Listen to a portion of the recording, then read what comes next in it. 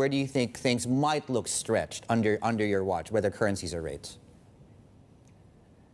Yes, so when we look at overshoot candidates, right? So the truth is that almost all of dollar Asia looks to have undershot, i.e. the dollar too weak versus their respective country balance of payments. Some of this is just front-running Chinese recovery, which is perfectly fine.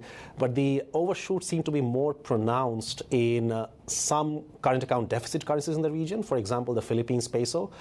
People do talk about some improvement of the CAD there in 2023, but we don't think that the level of the Philippines peso, the amount of appreciation we've seen over the past 2.5 months is warranted, given that minute improvement that people are talking about.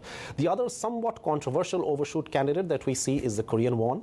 There's been stories around how the National Pension Service in Korea is changing its FX hedging practices that does support a reasonable amount of rally in the won, which was looking very overcooked middle of last year.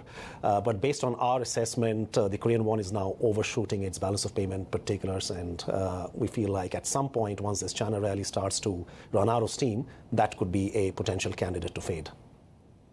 Understood. You're bullish on, well, broadly speaking, of course, you mentioned Asian dollar, of course, has been overshooting, generally speaking.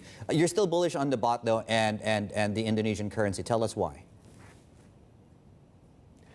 Yes, so the baht is, I think, the most consensus China reopening play across the globe. Pretty much every investor we speak to has varying amounts of positioning in that currency.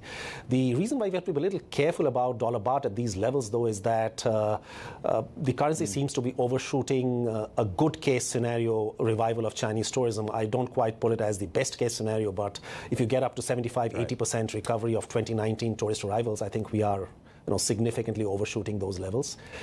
Indonesian Rupiah, it's more of a tactical stance rather than a strategic one. This isn't a Chinese recovery that's going to be fueled by a lot of commodity demand, but it's been lagging the rest of Asian FX, and hence we feel like there's still a little bit of room left for catch-up.